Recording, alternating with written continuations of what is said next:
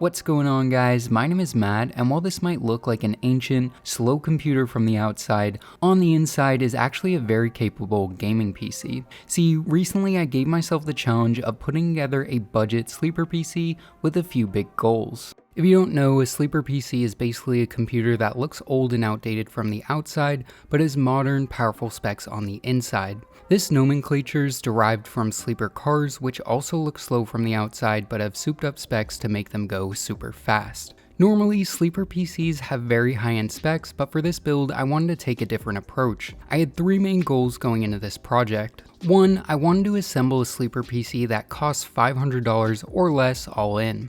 Two, I wanted to make sure it was capable of playing all of today's most popular and hard to run games at 1080p 60 FPS. Three, I wanted to do it all without any special tools, basically just doing everything with a normal screwdriver. In the past, I've used stuff like drills, rotary tools, jigsaws, and other niche equipment that most people don't have access to. For this challenge, I wanted to do this to show that if you're interested in building a sleeper PC for yourself, you can do it with very limited tools, budget, and modding experience. In today's video, I'm going to be telling and showing you the story behind this $500 sleeper PC, all the parts that are in it, how it performs, and the entire process of how it all came together. So let's dive in. The first step of this process was to track down and secure an old system or case that I could use as the shell and jumping off point for this build. I wanted something old and beige, so a lot of options like the legendary Dell Optiplex was out of the question. I also wanted it to use as close to standard ATX or micro ATX as possible,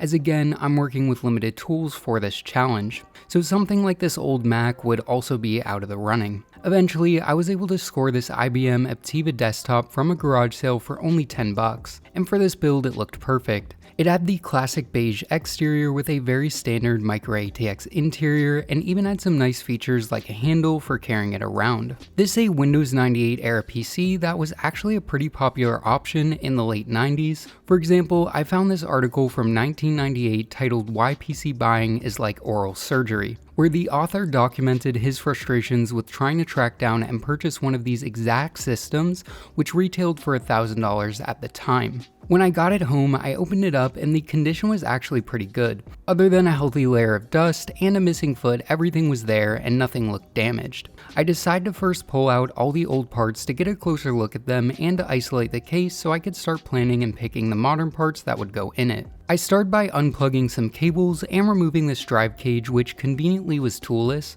This cage contained both a floppy drive and a 60GB 3.5-inch hard drive, which was likely added in after purchase by the previous owner. Then I unplugged all the IDE, case, and power supply cables so I could pull out the PSU.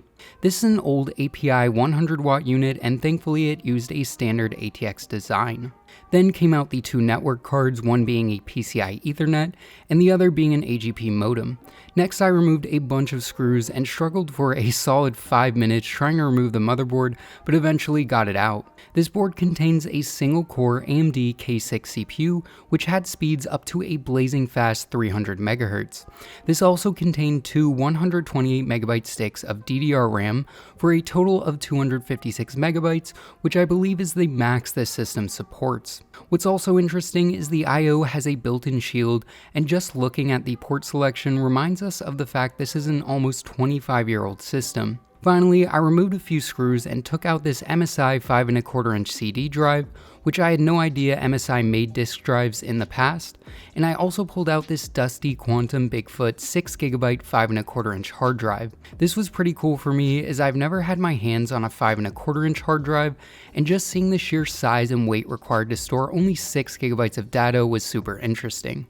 With all that done, I was left with a pile of old parts and a shell to build my sleeper inside of. Now, these parts still have value to the right buyers, so if you find a good deal on a system like this and are on a tight budget, consider listing the leftover parts on a site like eBay or locally to help offset other costs in the build. I'm not sure if these parts are working or what I'll do with them, but for the time being, I put them to the side to focus on the case. With all the parts out, I noticed one more great thing, which is that the front panel connectors were basically standard, and I should just be able to plug them directly into my modern motherboard. At this point, I was ready to start picking parts for the new system, and with only $10 spent on the donor PC, it meant I had a full $490 for the rest of the parts and materials. So let's talk about the parts I ended up going with.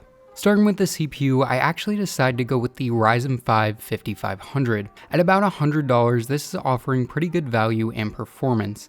It has 6 cores, 12 threads, and can boost up to 4.2 GHz. The CPU is perfect for modern 1080p gaming and can pair well with many different GPU options, and is even capable of handling light workstation applications. It's running on the Zen 3 architecture, so IPC is pretty good, and there are a few other positive implications when going for this CPU. The first is the free included cooler. This is the Wraith Stealth cooler, which both looks and performs pretty well. It's not going to match the performance of most any aftermarket cooler, but it keeps our efficient Ryzen 5 CPU both cool and quiet. Beyond this, the fact it came free in the box means I was able to save money here to put towards other parts in the build. The second positive implication of going for this R5 5500 is the fact you can get some pretty cheap motherboards for it to go into. The motherboard I went with is the legendary ASRock B450M Pro 4. This did require a BIOS update using an older CPU, which I get not everyone has access to, but for the only $45 I paid for this board on eBay, it fit great into the build. If this wasn't an option, I probably would have went for something like an i3-12100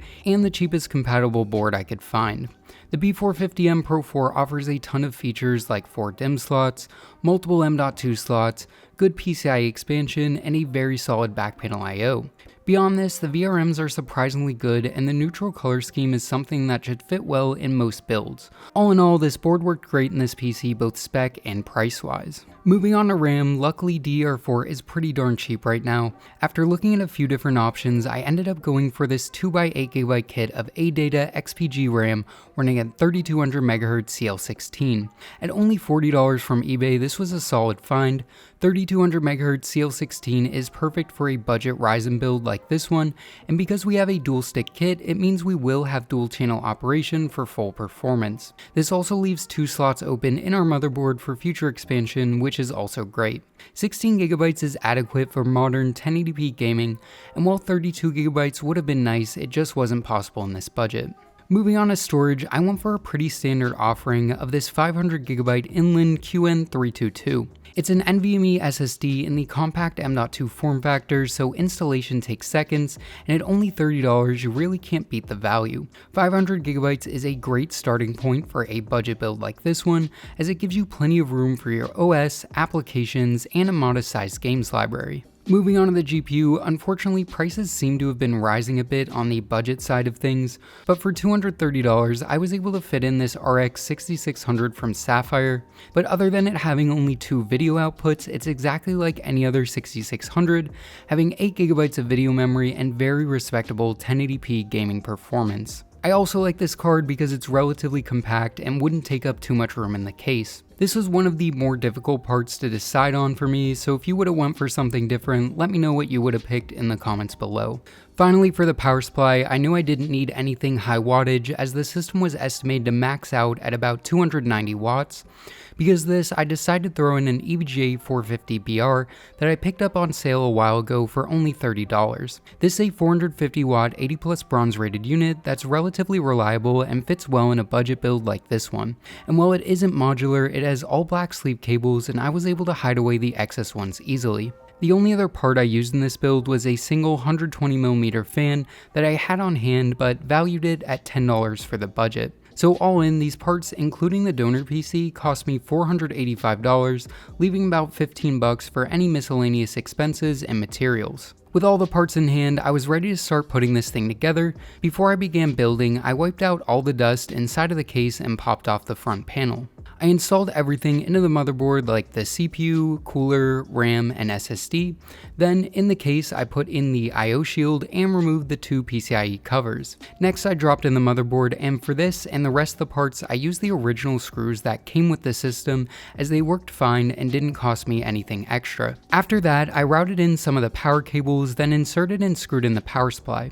I plugged in the power cables and jumped the gun by installing the GPU. This is when I noticed a problem. The area where the main system ATX power cable should go in was slightly obstructed. Normally, I would Dremel out this area to make a bigger opening, but again, I wanted to use limited tools, so I just bent it out with a pair of pliers and was able to fit in the cable. Crisis averted. Next, I installed the intake fan using one screw and a zip tie because I couldn't get multiple holes to line up. Again, normally I would have hacked up this front for more airflow and have made 4 custom mounting holes, but this is a limited tools challenge, so I just rolled with the punches. Then I had to remove the GPU to plug in the front panel connectors, which took a few tries to get the orientation right, but in the end the front power button, power LED, and hard drive activity light were all functional. With the GPU plugged back in, the core system was fully built, but there was still one big issue to address. Without the floppy or CD drive installed, there was multiple openings at the front that would have wrecked the sleeper aesthetic. The floppy drive definitely wouldn't have fit in the final build, and the CD drive also likely wouldn't have been able to fit because of the larger modern power supply I was using along with its cables. To fix this, I popped off the front panel of the old CD drive and the floppy cover, then I taped together the 2 CD drive pieces like this, and tape those in place to the front panel. This tape acts as a temporary clamp so I could go from the back and glue everything into place. I glued in both drive covers with this gel super glue. Between the tape and the glue, I used at max about $5 worth, meaning I was still $10 under budget. With that done, I could pop on the front panel and the top cover and was basically done. At a total cost of $490, I was pretty darn happy with how this turned out. One thing I would like to address before everyone comments about it is airflow. There's only one intake fan and no dedicated exhaust fan. This means the power supply is tasked with removing hot air from the system, which isn't ideal but also isn't the end of the world because these are low powered parts and this is an airflow design used on a lot of lower end pre-built. Normally I would have used something like this 80mm hole saw and a drill to create a back exhaust fan mount, but again I was working with limited tools and was very curious to see if this configuration would work out fine. And if you're interested in temps, you'll be able to see those in a minute when I go over the benchmarks. All in all, with this build completed, I was very excited to start gaming on it and seeing how it performs. I tried to test a good variety of games, but if there's ones you think I missed, let me know and I might include them in the next video. Without further ado, here are the gaming benchmarks.